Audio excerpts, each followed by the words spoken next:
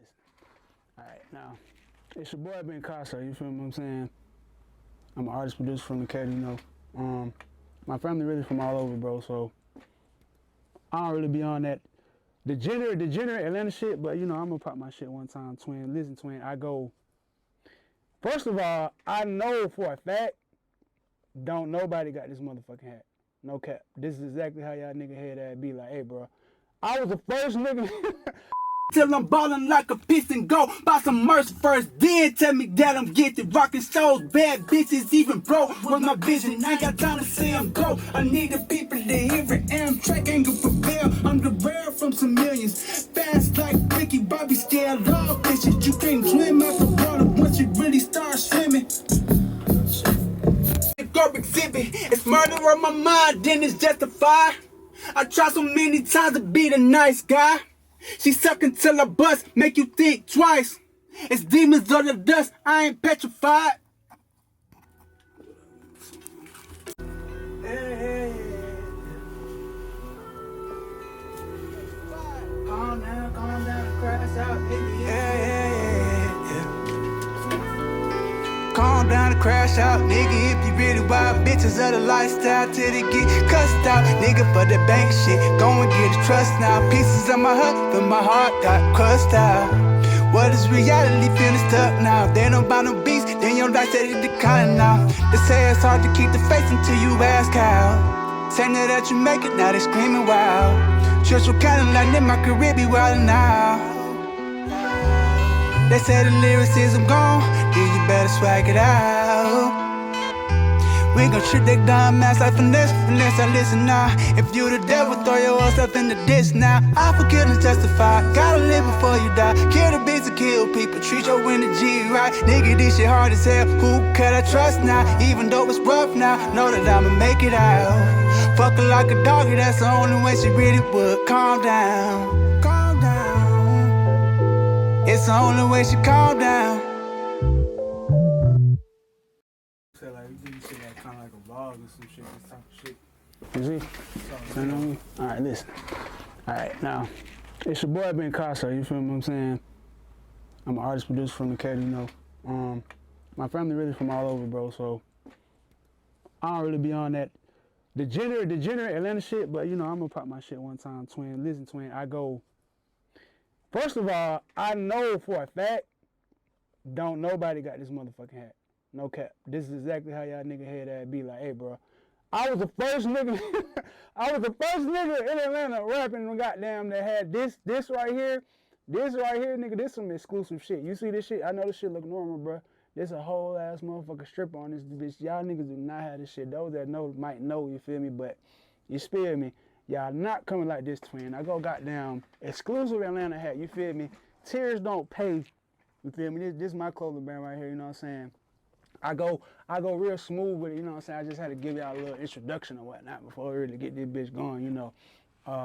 Engineering my own shit. I know this shit look normal, but yeah, it's really not, because niggas be having to pay 50 niggas to get their shit right, you know what I'm saying? It was like, to save time, it's kind of like when you get in that rhythm, like, you know, like, you make beats, so, like, if you know what I'm saying, like, if you making some melodies and shit, and you know you ain't made no melodies for, like, 2 or 3 months, bruh, you ain't gonna waste time, you know what I'm saying? You might be getting around somebody doing some major shit, so if you do want to use your melodies, like, have all your shit pre-made at least, like, you gotta be in the rhythm to know, like, all right, I'm gonna have this structured this type of way, because if you got unlimited time, you know what I'm saying, you can do whatever you want, but I was saying that the other day about just like home studios, like why I don't really be recording at the house sometimes, because I feel like that shit make niggas lazy. And it's like when you know you always can do something, it's like, oh, I can do it whenever. But it's like you starting a company, it's like, okay, when you start your company, just like this building got a certain time they open, everybody got a certain task they're gonna do. When you ask most producers and artists, like, what's your schedule outside of like how you get your bread and all that shit? What is the schedule of a person making music every day? Is very, very unorthodox. Like, most people don't have a definite answer. So a nigga feel like, man, I got the house, I got the crib, I can record whenever I want to, but that shit'll make your ass lazy as hell, bro. Like, you won't get nothing done. Like, you need some type of sense of urgency. Like, when you wake up, you need to know. I don't believe nobody with money don't know what they doing when they wake up.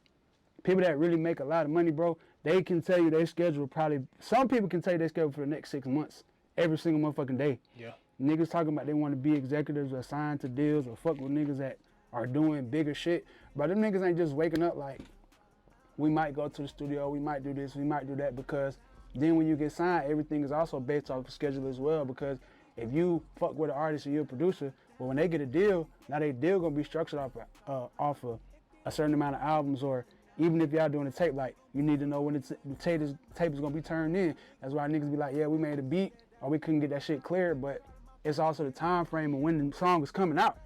Being that most of the people in the music or in the entertainment industry are like, not on the, of course, business side, right? Yeah. Like the artist, more of the artistry. Do you feel like not having that set schedule kind of throws them off, fucks them up? Like, cause you know they kind of go with the flow. Like artistry is really about going with the flow. So that's kind of like the opposite of what you explaining. Yeah. So yeah.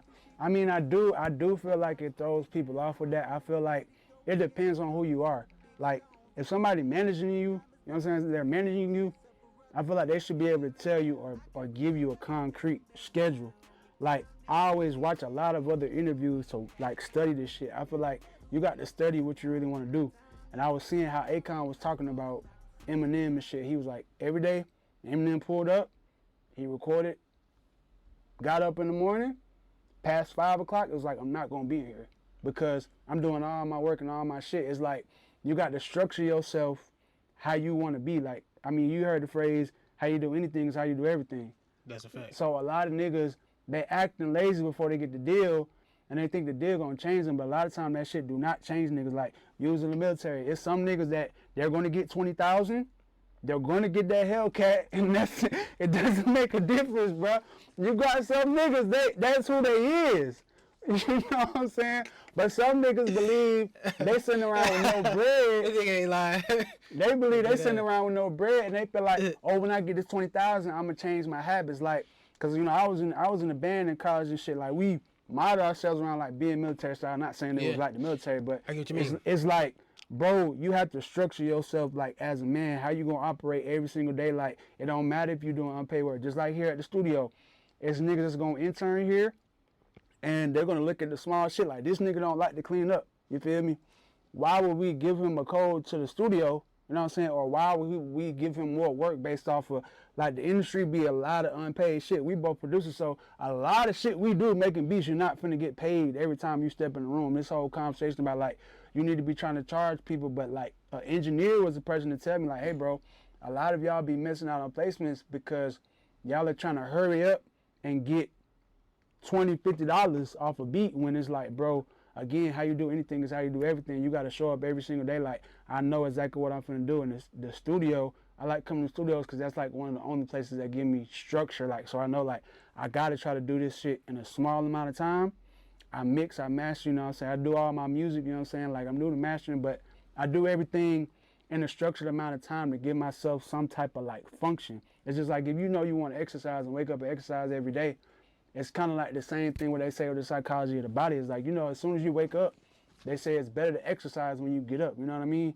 Versus if you wake up and it's like, all right, I'm going to do it. The longer you take in the day to do the shit you want to do, that's why they say it becomes a harder day. Start to lose that momentum. Yeah, every day is more difficult when you wait long to do certain things. Now, I'm not saying that home studios aren't for certain people, but like I said, I think that we're modeling ourselves off of bigger artists, and I think we're judging Larry June or certain people who have these budgets, and they got the money. They already on another side of that shit, bro. They can do whatever they want to do.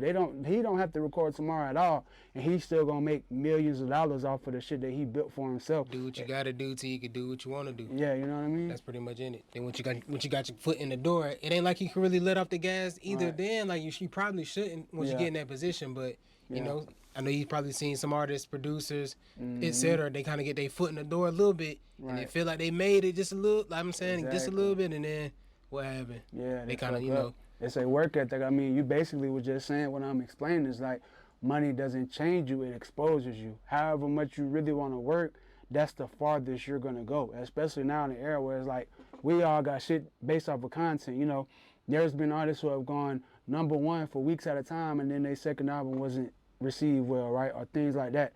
those type of things that happen. It's like, but you got Instagram, bro. You could be posting content every single day. Like T Grizzly didn't let him having a hit and then not following up with a hit right after fuck up his career at all. Yeah. He did content. If whatever you do, literally you can monetize it. That's your lifestyle, bro. If you like playing a video game, you literally can play the video game and get paid. You just have to be able to show people like, all right, if this one thing is not really as hot right now, I'm going to go and do this other shit, but my lifestyle never changed. I continue to work the whole time. Like, that's why I say there's good deals and there's bad deals, but the artists or the producers who really are committed to being musicians, I don't think that they let that deter them. I'm not saying it's not, difficult. I'm not saying that you don't feel mad or fucked up. You know what I'm saying? You want things to go right, but it's like you got to prepare for something to be on some BS.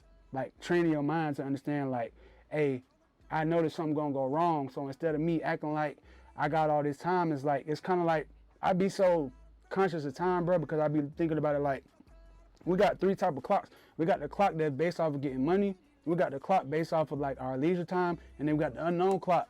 The unknown clock is when you're going to die. Oh, yeah.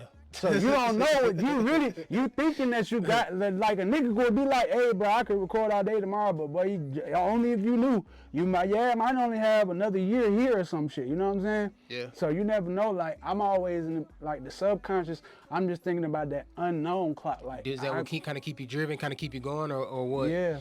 I know for me, like, sometimes, even though I do got, like, my non-negotiable. So, you know what I'm saying? Like, I wake up, bro, I know one thing I'm going to do today is I'm going to hit that gym. Yeah, or I'm going to run. Like, I already know a day before, a week before, hey, I am doing this on this day. Mm-hmm. Now, everything else is kind of like, okay, I'm at least get a beat out, or I'm at least do an email. I kind of do it as I go. Like, when I wake up in the morning, I'm like, all right, here's what I'm going to do today. I already know I'm going to work out. And then while I'm in the gym, I'm like, okay, I'm going to put in the cement. This is what I'm doing. Right. And then I'm like, I ain't going to sleep until I do all this. Right. So that's kind of like how I kind of do my shit now. Yeah. But I mean, then again, I might have a 3-month span where I'm like, nah, I'm doing this in 3 months. Here are my 5 goals, and I'm going to work on everything. And I kind of like put everything down to like the hour.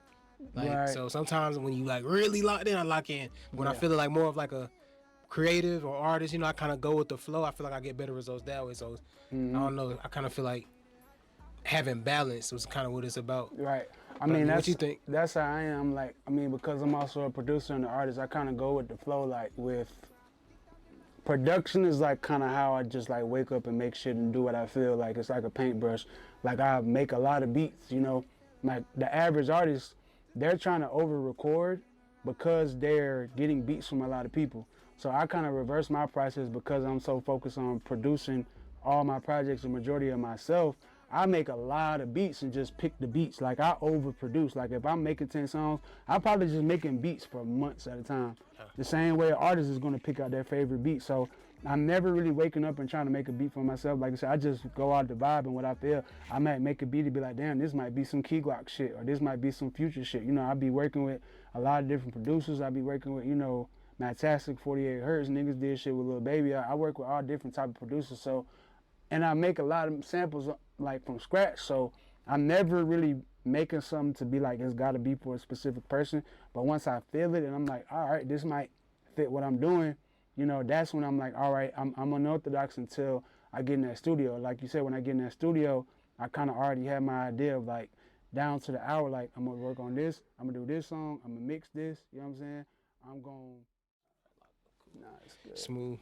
Yeah. Smooth, man. So taking it back just a bit, man. Mm-hmm. I'm here with Benkasso, man. Can you go ahead and tell the people, like, who's Benkasso and what do you do? Like, for sure. So Benkasso, I'm an artist/producer.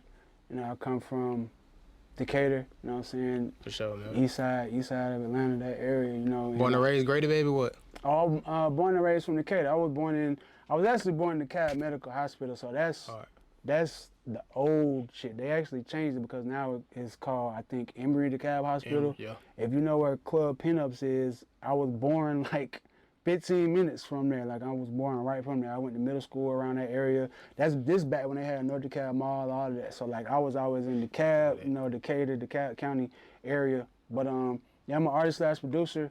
I'm inspired by, artists like Future, artists like J. Cole, Kendrick, Thug, like I said, my production style, I'm heavy into like Metro. The Alchemist is like one of my favorite producers, so I love wasn't expecting that. Yeah. I wasn't expecting that. Yeah, you know, I love samples. I love like just gritty type of stuff. I feel like I was inspired by all type of music, even though I'm from Atlanta. You know, my dad's side of the family is from Pittsburgh, Pennsylvania. My mom's side is from Oklahoma. So there. yeah, you know, I feel like I'm just a melting pot of like just a lot of different sounds and stuff like that. So, you know, my goal is to just inspire people with the greatest music possible. You know, I feel like Atlanta have musically, I feel like we've declined in, I would say, the past 10 years. Do Atlanta still run it? We do, but it's kind of like running it with not super competition. So when you look at, again, because I'm big in studying stuff, I like charts, I like metrics, I study analytics because I want to be science. So I look at these things understanding that one day you're going to be on these charts and your deal is going to be based off of how well you're doing, right? So when you look at the top of last year, for example, 21 Savage, you know, #1 rap album in the country, Killer Mike sweeping the Grammys, like all the major Atlanta artists, they're still on top. But I'm saying the impact of how artists are today, it seems like the height of shit is like clout. You know, it seems like the height of things is, you know, you'll have some virality to your music. You know, you get popping on YouTube, but this is a city that was built and based off of Grammys and #1 records. You know what I'm saying? Like,